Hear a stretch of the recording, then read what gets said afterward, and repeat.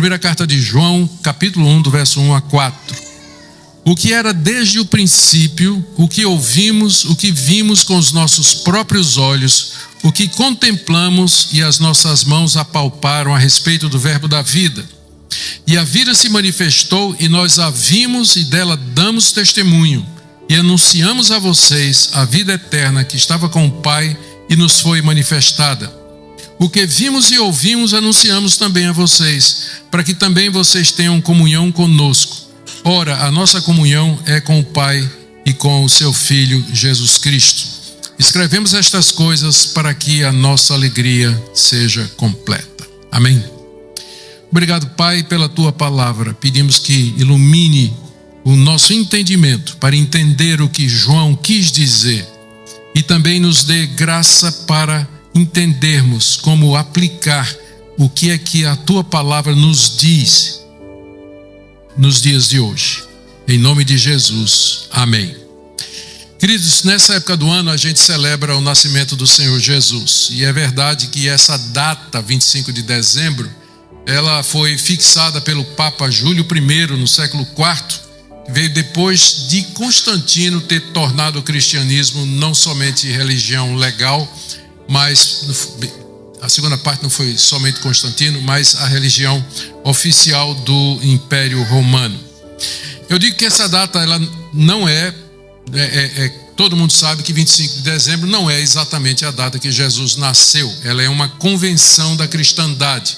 Na verdade, Jesus deve ter nascido num período mais quente do ano, porque os pastores estavam lá fora pastoreando de noite as ovelhas, o que só poderia ser num clima mais ameno e não no rigoroso inverno da Palestina, que é exatamente essa época do ano aqui.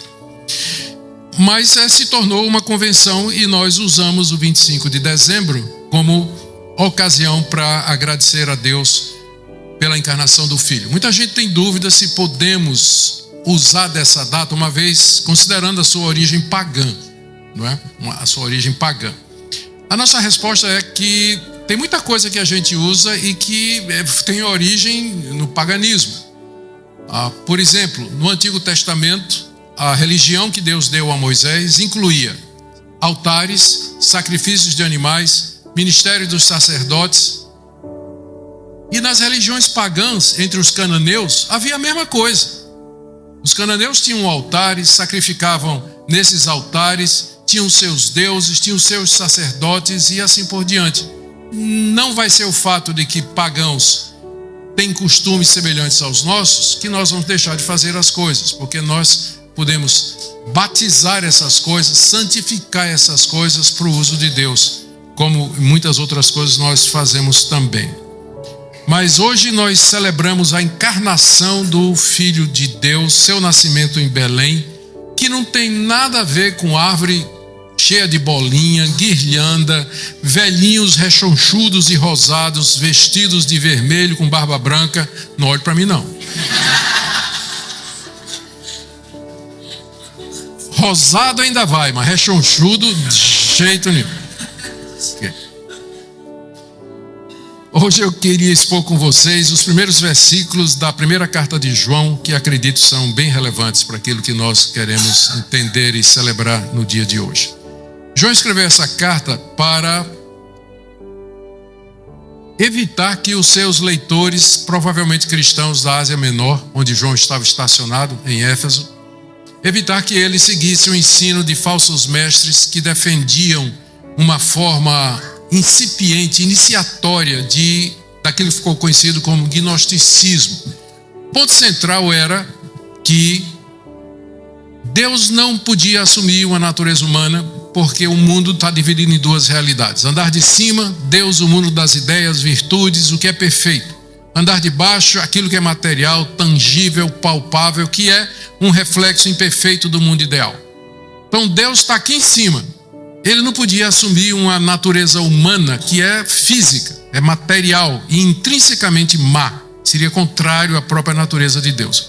Então, esses mestres, eles ensinavam que Jesus não tinha um corpo humano real, que o corpo de Jesus parecia humano, mas era, na verdade, uma aparência. Tanto é que alguns desses mestres ficaram conhecidos como docetistas. É que uma palavra grega, dokel, que significa parecer.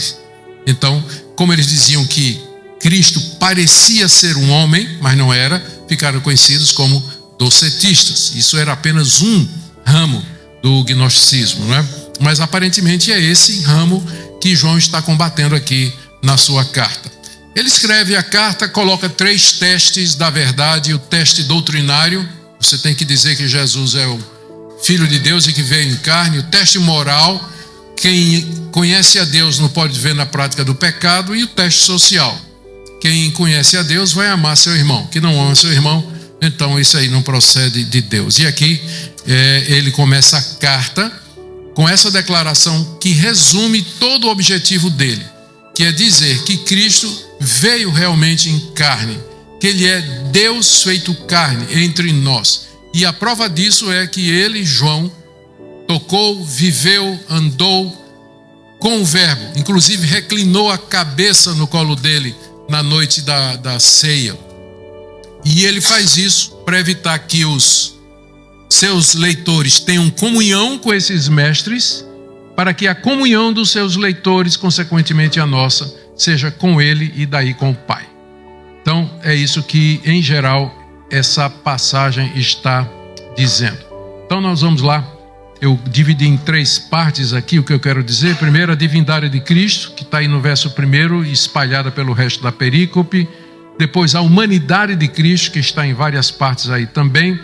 Depois, o testemunho apostólico disso que eu estou falando aqui. E por último, como é que nós podemos, como tudo isso implica no nosso relacionamento com Deus. Amém? Vamos lá? Então, primeiro, a divindade de Cristo, que está no verso 1. Aquele que era desde o princípio. Ele está se referindo a Jesus. Aquele que era desde o princípio. Princípio aqui é debatido. Tem gente que acredita que é o princípio do Evangelho. Outros acham que é o ponto na história da encarnação do Verbo. Eu acho que a melhor interpretação é aquela que diz que o princípio aqui é o princípio de todas as coisas. E marca aquele momento em que Deus, do nada, pela sua palavra, criou tudo que existe e que nós recebemos pela fé. Então, o princípio é isso aqui. Se é isso, o que João está dizendo é que Jesus, ele era desde o princípio, ou seja, antes de Deus criar o mundo, ele já existia. Ele já era. É um termo aqui, está num tempo do verbo grego que indica uma continuidade. Ele era. Ele era. E está dizendo da preexistência de Cristo, que ele não somente era divino, porque se você comparar isso aqui com o começo do evangelho que ele escreveu, você percebe que a ideia é a divindade de Cristo. Lá no Evangelho ele vai dizer: do princípio era o Verbo, e o Verbo estava com Deus, e o Verbo era Deus. Ele estava no princípio com Deus. Então você percebe que o vocabulário é o mesmo e a ideia é a mesma. Quando ele diz o que era desde o princípio, ele está afirmando não somente a divindade de Cristo, mas também a sua pré-existência. Vocês sabem que o trabalho dos teólogos, o principal trabalho dos teólogos é descobrir palavras e sentenças e frases para explicar o inexplicável e fórmulas para expressar mistérios. É isso que o teólogo faz, né? Porque tem coisas que são inexplicáveis e tem coisas que são extremamente misteriosas e a gente fica com falta de palavra e frase para poder explicar. E aqui nós estamos diante de uma delas. Na Bíblia nós temos em muitos lugares dizendo que há somente um Deus. Mas aparece uma pessoa chamada Pai, que é chamada de Deus, e uma pessoa chamada Filho, que é chamada de Deus também. E Espírito Santo, também considerado como Deus.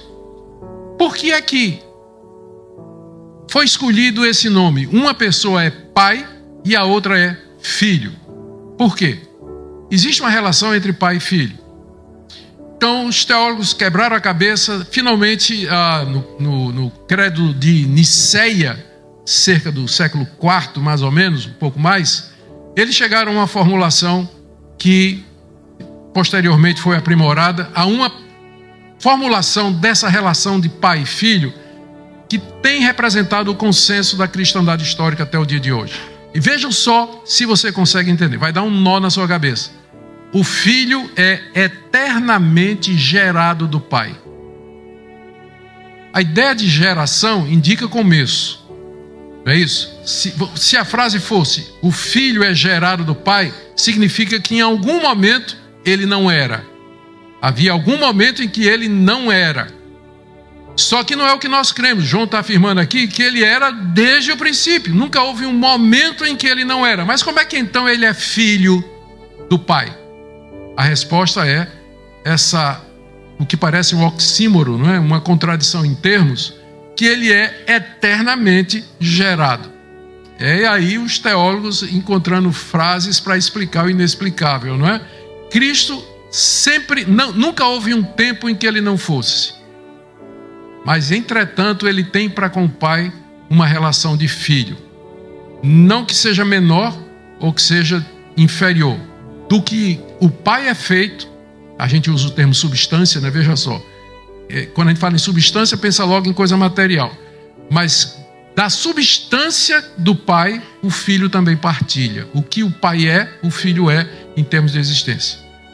É isso, está tudo aqui, embora vocês não estejam vendo, mas está tudo aí.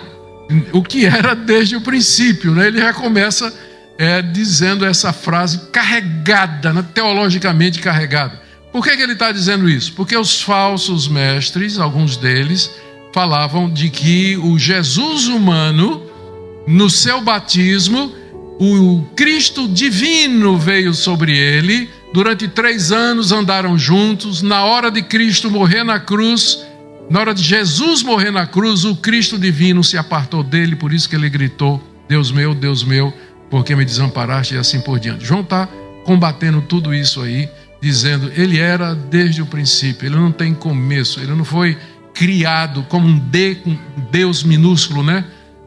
Um Deus com D minúsculo, como as testemunhas de Jeová traduziram na versão Novo Mundo das Sagradas Escrituras dele. Não.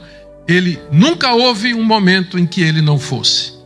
E ele é eternamente gerado do Pai. Essa primeira parte aí fala da sua divindade e também da sua pré-existência, que ele existia antes de todas as coisas, que é um tema predileto de João, tanto no seu evangelho quanto na carta. Por exemplo, no evangelho ele registra João Batista dizendo assim: este é aquele de quem eu dizia, ele vem depois de mim, mas é mais importante do que eu, pois já existia antes de mim. João, falando de Jesus, diz, ele vem depois de mim, mas ele é mais importante do que eu, porque ele já existia antes de mim. E João registra Jesus dizendo também no seu evangelho, antes que Abraão existisse, eu sou. Antes que Abraão existisse, eu sou. Ou seja, antes de vir ao mundo, ele estava com Deus Pai, compartilhava da sua glória, como ele diz na oração sacerdotal, capítulo 17, ó Pai, glorifica-me contigo mesmo, com a glória que eu tive junto de ti, antes que houvesse mundo. Aqui nós estamos diante de uma situação que exige um veredito. A pessoa que diz isso, antes que Abraão existisse, eu sou, Pai, glorifica-me com aquela glória que eu tive contigo antes do início do mundo. Aquele que afirma que era antes que o mundo existisse. Quando você... Imagina o pastor Samuel chegar aqui na frente e dizer tudo isso. Pessoal, antes que vocês existissem, eu sou. Não é? Antes que Augusto existisse, eu sou. É o mais velho daqui da turma, né? Então, vocês ou vão apedrejá-lo, dizendo, esse cara é louco, manda 911 na hora, né? Traga aqui camisa de força, tem um doido aqui dizendo besteira. Ou vocês vão curvar em adoração. Não há meio termo aqui. Não há meio termo. Ou nós recebemos essa verdade a respeito de Cristo como sendo de Deus, ou então nós temos que considerar que estamos perdendo o nosso tempo. Cristianismo é fake news, e a melhor coisa é a gente voltar para casa e aproveitar o tempo maravilhoso da Flórida para andar de moto, não é? Passear, que eu amo fazer, porque, como diz o apóstolo Paulo, é vã a nossa fé e permanecemos nos nossos pecados. Essa passagem, então, ela inicia dizendo, falando da divindade e da preexistência de Cristo. Infelizmente, com o tempo, o sentido do Natal foi perdido, não é, gente?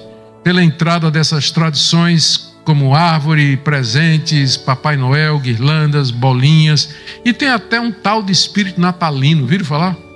Espírito natalino. Geralmente as pessoas querem dizer com o espírito natalino, assim, que essa é a época do ano em que todo mundo resolve ser boazinha, né? Dar presente, ficar feliz, olhar para trás e dizer como foi um ano bom, fazer planos para o ano que vem. É o espírito natalino, né? Que não tem nada a ver com o Natal. E se não for o Espírito de Deus, está amarrado em nome de Jesus. Está amarrado em nome de Jesus. Se não for o Espírito de Deus, esse tal de Espírito natalino é humanista, né? É a gente de nós mesmos tirarmos forças, parecer agradáveis, que nós estamos felizes, quando nossa vida está uma desgraça, uma derrota, nós estamos perdidos, estamos longe de Deus e por Ele condenados. Deus se fez carne, o que era desde o princípio. Vejamos agora a humanidade de Cristo. A humanidade de Cristo. A relação a formulação histórica do que nós cremos também é bem antiga, desde o Concílio de Éfeso. A formulação diz que é uma só pessoa em quem subsistem ou existem duas naturezas. Não são duas pessoas que estão na pessoa de Cristo. É um mistério também. É uma pessoa só. E ao mesmo tempo ele é Deus e ao mesmo tempo ele é homem. Não é 50% Deus e 50% homem. 100% Deus, 100% homem. É isso que nós cremos e é isso que a fé histórica tem defendido e vivido até o dia de hoje. E é isso que o Natal significa. João e os demais apóstolos, diz aí no verso 1, são testemunhas oculares de que ele realmente veio como uma pessoa humana completa. Vê o que ele diz aí, ó. Ele começa o que era desde o princípio e ele diz: o que ouvimos, eu penso aqui nos sermões que eles ouviram, né? Antes disso, o plural. Por que o plural? Nós. Por que não diz eu? É porque o plural aqui se refere a João e todas as demais testemunhas da encarnação e do tempo que Jesus esteve aqui entre nós. Particularmente os apóstolos de Cristo, que foram escolhidos por ele com esse propósito, para serem testemunha de que aquele que era desde o princípio, ele se manifestou. Então, João e os demais apóstolos, Mateus, tem uma musiquinha que eu aprendi desde criança, que é maravilhosa para a gente lembrar. Eu vou cantar. Vocês não deixam Samuel cantar, tá certo? Mas vou cantar. Cristo chamou 12 para apóstolos seus, eram Simão, Pedro, Filipe, Mateus, Tadeu e Tiago, João, Tiago, André, Bartolomeu, Judas, Simão e Tomé. Se fosse na igreja pentecostal, vocês estavam batendo palma, né? Não precisa bater não.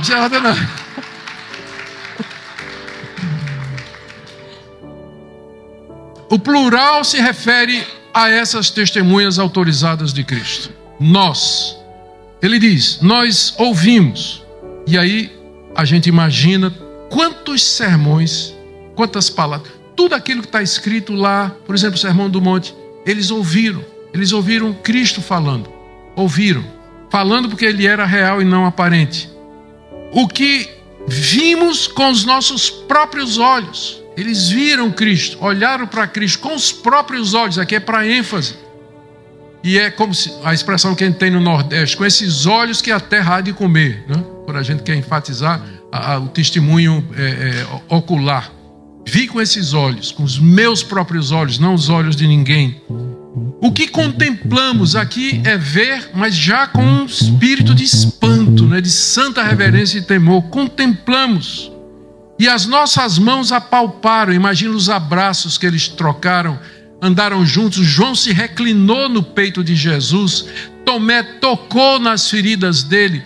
E os apóstolos são testemunhas de que Deus se fez carne. Ele se fez um de nós. Ele é humano. Ele é humano como nós somos também. Palavras vívidas para defender essa ideia. E o testemunho é claro. Isso só seria possível se Jesus fosse uma pessoa real e não uma aparência de pessoa. Agora, a pergunta é: por que essa ênfase em que... Qual o problema de ele não ter tido um corpo humano verdadeiro, só aparência? O problema é o seguinte: se ele não fosse humano como nós somos, nada do que ele fez na cruz nos vale, porque tinha que ser um representante nosso, tinha que ser um membro da raça humana, como você e como eu. Não poderia ser um anjo não poderia morrer pelos nossos pecados. Não poderia ser qualquer outro animal da criação, eles não substituiriam e não poderiam nos representar. Ele tinha que ser verdadeiro homem, de carne e osso, caráter, personalidade. Jesus tinha os seus próprios distintivos como ser humano, único, peculiar e característico. Foi eleito por Deus, esse ser humano foi eleito por Deus antes da fundação do mundo para ser o Messias, para ser o Cristo. E ele, portanto, tinha que ser absolutamente humano para que isso acontecesse. Agora, nem sempre os crentes lembram que Jesus, até o dia de hoje, tem esse corpo. Eu tenho certeza que boa parte de vocês imagina que depois que Jesus ressuscitou em corpo, ele nasceu com um corpo, ele adquiriu a natureza humana, se fez homem, viveu com aquele corpo, com aquela mente, não são mentes distintas, não são mentes distintas, e ele morreu, ele ressuscitou e ele subiu aos céus. E aí pensam que, passada a primeira camada de nuvens na atmosfera, vendo que não estava sendo observado, Jesus se desfez do corpo, escondeu o corpo, e que ele é espírito, ele está em espírito hoje.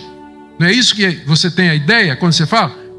Mas Jesus tem hoje o mesmo corpo que teve na ressurreição. Um corpo glorioso que resolve o problema de como é que ele pode ter um corpo e estar em todo lugar ao mesmo tempo. É um corpo glorioso e que onde ele está, as demais pessoas da Trindade estão também. Que é, mais uma vez, aquele termozinho chamado pericorese. Já ouviu falar?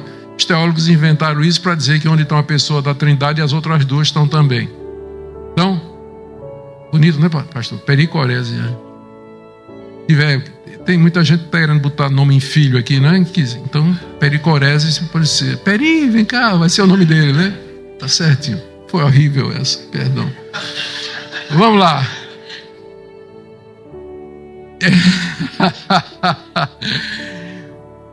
Há um só Deus e um só mediador entre ele e os homens. Quem é? Jesus Cristo, homem.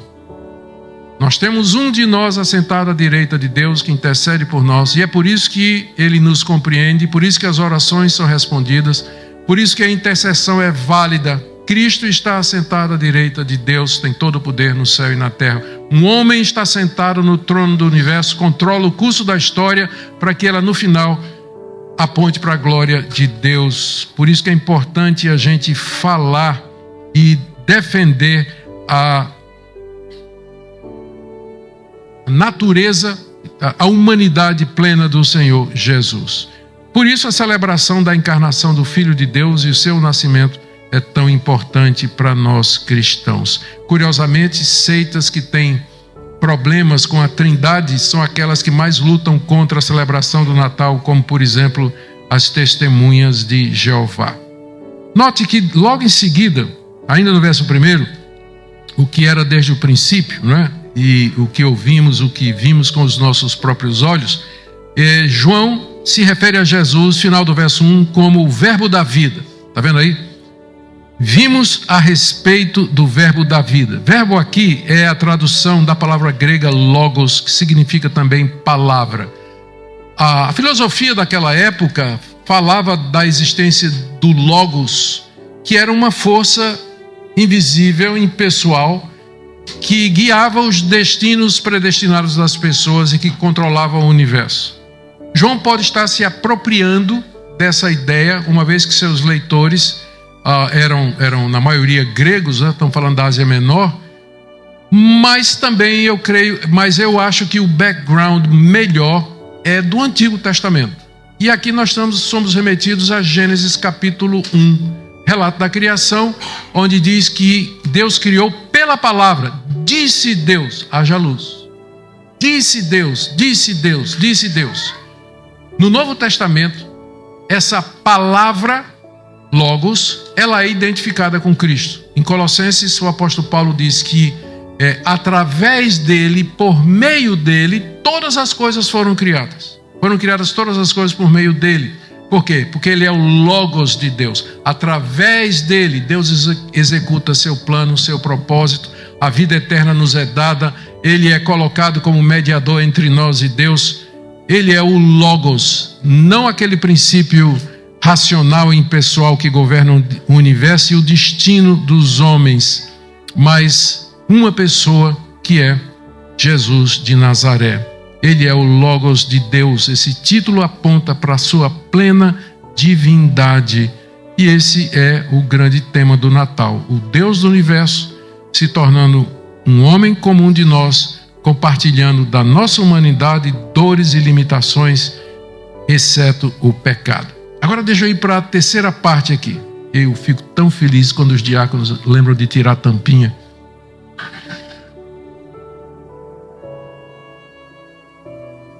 Muito obrigado. Nós temos em seguida o testemunho apostólico. João, olha só que declara. João é capaz de trazer, de compactar, zipar toda a teologia numa expressão só. Ele diz aí no verso 2, o começo: e a vida se manifestou. Gente, isso aqui é carregado demais. A vida se manifestou. Ele está falando da encarnação e do ministério público de Jesus e o testemunho disso dado pelos apóstolos. A vida se manifestou. A vida aqui é a vida eterna, que ele vai definir mais adiante. E se manifestou porque até esse momento não é que ela não havia. Os crentes do Antigo Testamento eram salvos da mesma forma que nós somos. Só que eles tinham menos luz. É como se um véu estivesse sobre eles, porque a vida era ensinada e exposta através de símbolos, figuras, tipologias, instituições. Pense no tabernáculo, na Arca da Aliança, no altar de incenso, o altar de ouro, os pães da proposição, os animais que eram sacrificados, o ministério dos sacerdotes, aqueles eventos que aconteceram, histórias que foram contadas, tudo aquilo falava da vida, como ter vida, como viver eternamente, só que estava velado, como que em sombras, que é a expressão que Paulo usa em Colossenses capítulo 2, essas coisas eram sombras, mas agora com Cristo, a vida se manifesta, ela se torna pública. Na Bíblia não tem segredo que não foi revelado. Todo mistério já foi revelado. Não resta mais nenhum mistério para ser revelado. Deus já nos disse tudo o que Ele queria dizer. A vida se manifestou. E como é que eu sei que a vida se manifestou? Porque nós a vimos e dela damos testemunho. Palavra dos apóstolos. Nós vimos, por isso que eles foram levantados e por isso que não tem apóstolo mais hoje. Porque os apóstolos foram levantados, Paulo vem correndo por fora, mas é apóstolo tanto quanto os 12. Eles foram levantados por Deus para serem testemunha da manifestação da vida. Porque senão você e eu estaríamos perdidos. Porque você não viu a Cristo, você não ouviu a Cristo, você não tocou nele, você não andou com ele. Como é que você pode crer nele? E a verdade é que nós cremos no testemunho de quem viu, tocou, andou e escutou. E esse testemunho está registrado na palavra de Deus, de maneira infalível e inerrante. A vida se manifestou e nós a vimos. Eis aqui a base da nossa fé. Eis a razão pela qual os reformadores disseram sola Escritura. Aquilo que eles viram. A vida se manifestou e nós a vimos e damos testemunho. Testemunho apostólico foi dado durante o período de vida deles e depois até o dia de hoje através daquilo que eles escreveram. O que não foi escrito por um apóstolo foi escrito por alguém chegado ao colégio apostólico, como Lucas, por exemplo, Marcos, Tiago, Judas, possivelmente o autor de Hebreus. Aquele que era desde o princípio não ficou isolado na glória, a vida se manifestou, ou seja, ele assumiu corpo e personalidade humanos. Além de ser Deus, Jesus era também verdadeiro homem, com um corpo humano, concreto, tangível, palpável, mente, consciência, vontade, sentimentos, capacidade de escolha. Homem completo, como Adão no paraíso. E dessa manifestação, João insiste, ele e os demais apóstolos são testemunhas, como eu disse. João aqui está combatendo o ensino dos falsos mestres, como eu falei, usando o testemunho autoritativo dos apóstolos. Eles estiveram com Jesus, viveram com ele e foram autorizados por Cristo a proclamar as boas novas. Veja como João emprega o plural nós 4 vezes aqui nessa passagem, se referindo a si e aos demais apóstolos. Eles não inventaram, não imaginaram essas coisas que eles nos contam nos livros que eles escreveram, mas simplesmente transmitiram da forma como receberam e vieram a ser mortos por defender essa verdade sem recuar. Mais uma vez, isso aqui é testemunho que demanda um veredito. Você vai crer nisso? Vai ignorar isso? Ignorar você não pode, porque ignorar é negar. Você está diante aqui da oferta do Evangelho, da verdade do Evangelho. O centro é esse, que Jesus de Nazaré é o Filho de Deus, eternamente gerado do Pai, é a vida que se manifestou num corpo humano, que pode ser tocado, que pode ser sentido e cuja atividade e pessoa estão registradas de maneira infalível no Novo Testamento. A vida eterna estava com o Pai. Continuando, no verso 2, a vida eterna se manifestou, nós vimos e damos testemunhos e anunciamos a vocês a vida eterna que estava com o Pai e nos foi manifestada. Que capacidade de João, não é? De síntese. A vida eterna estava com o Pai. A vida eterna é uma concessão do Pai. Você não pode merecê-la, você não consegue ganhá-la, você nunca poderá fazer alguma coisa que faça de Deus devedor seu. Nunca. A vida eterna estava com o Pai. É dele para dar a quem ele quer. É dele para distribuir conforme a sua misericórdia, a sua graça e a sua generosidade. A vida eterna estava com o Pai e ele não ficou com essa vida. Ele manifestou essa vida na pessoa de Jesus, porque nele está a vida. Vida eterna nos escritos de João, você tem que lembrar disso, não se refere somente à duração, uma vida que começa aqui e nunca vai terminar. Mas é uma vida, ele diz lá na oração sacerdotal, né? Jesus disse, quando ele orava ao Pai, ele disse, a vida eterna é essa, que te conheçam a ti, único Deus verdadeiro, e a Jesus Cristo a quem enviaste. Então essa é a vida eterna, é conhecer o Deus eterno. É ter um relacionamento de qualidade com Deus, não somente que vai durar a vida toda, não é? Mas a conhecer a Deus. E realmente queremos nós algo melhor do que isso? Não sei vocês, mas a minha oração diária é essa: Deus, eu quero conhecer o Senhor mais. Às vezes dá vontade de dizer, quero só tocar na aba das tuas vestes, né? Mas eu me lembro que sou presbiteriano, né? Senhor, eu queria só tocar na aba das suas vestes. Eu queria sentir mais o Senhor. Você não tem isso no seu coração? Ore, peça isso. Que a vida eterna consiste nessa intimidade com Deus, por enquanto, pela fé, até o dia em que nós estaremos vendo face a face, em corpo, abraçando, beijando o nosso Senhor Jesus na eternidade. Amém? Amém. Agora, veja o objetivo com que João escreveu.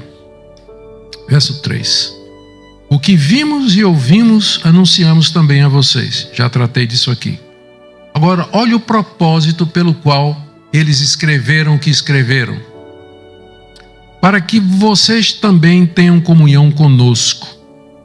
E a nossa comunhão é com o Pai e com seu Filho Jesus Cristo. Comunhão, palavra grega, que significa ter alguma coisa em comum. Quando duas pessoas partilham a mesma coisa, elas têm comunhão. No casamento, comunhão de bens. Porque marido e mulher partilham dos bens que foram ou adquiridos antes ou durante, dependendo do termo, não é? Durante o casamento. Então eles têm comunhão de bens. como é que eu posso ter comunhão com os apóstolos? Porque João diz aqui, eu escrevi isso, nós escrevemos isso para que vocês tenham comunhão conosco. Eles morreram há 2000 anos. Como é que eu posso ter comunhão com eles? Eu tenho comunhão com os apóstolos quando eu recebo e creio naquilo que eles escreveram, no testemunho deles. Aí eu passo a ter comunhão com eles. O que é que nós temos em comum? A crença que Jesus de Nazaré é o Filho de Deus, que ele veio em carne, que ele se manifestou, que a vida eterna estava nele e que pela fé nele eu partilho dessa vida eterna. Esse é o testemunho dos apóstolos, que foi escrito para que nós tenhamos comunhão com eles. Como é que eu posso ter comunhão com essa gente morta? Eu não estou defendendo a oração, vou falar com os mortos, pelos escritos que eles deixaram. Por isso que a Bíblia é tão importante, por isso que a Escritura é vital para a nossa fé. Por isso que a gente fica insistindo com vocês, leiam a Bíblia.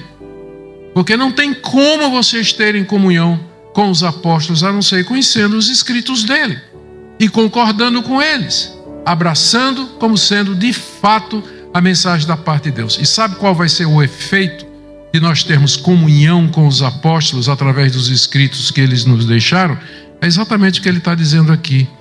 Ora, a nossa comunhão é com o Pai e com o seu Filho Jesus Cristo.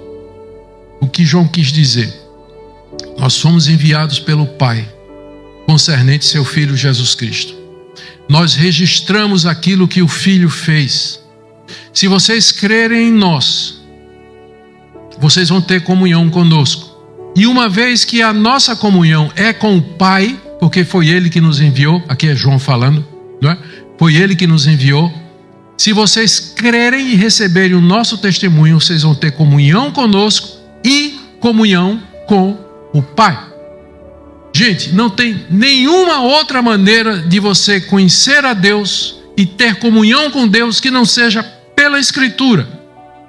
Por isso que o testemunho foi dado, para que nós tenhamos comunhão com os autores, nos escritos, crendo neles, e aí, a partir daí, portanto, consequentemente, therefore, eu tenho comunhão com o Pai. Eu não tenho problema com experiência. Experiência faz parte da vida cristã. Deveria fazer parte natural. Porque, veja bem, essas grandes verdades, elas têm que provocar alguma coisa em nós. Na época dos grandes avivamentos espirituais, isso acontecia. Todo mundo conhece a história, a famosa história da pregação de Jonathan Edwards. Pecadores nas mãos de um Deus irado. Ele começou a pregar descrevendo o inferno e as pessoas se levantaram, se abraçaram com as colunas do templo dizendo: meu Deus, tenha misericórdia de nós estamos vendo o chão se abrir e nós caindo para dentro do inferno.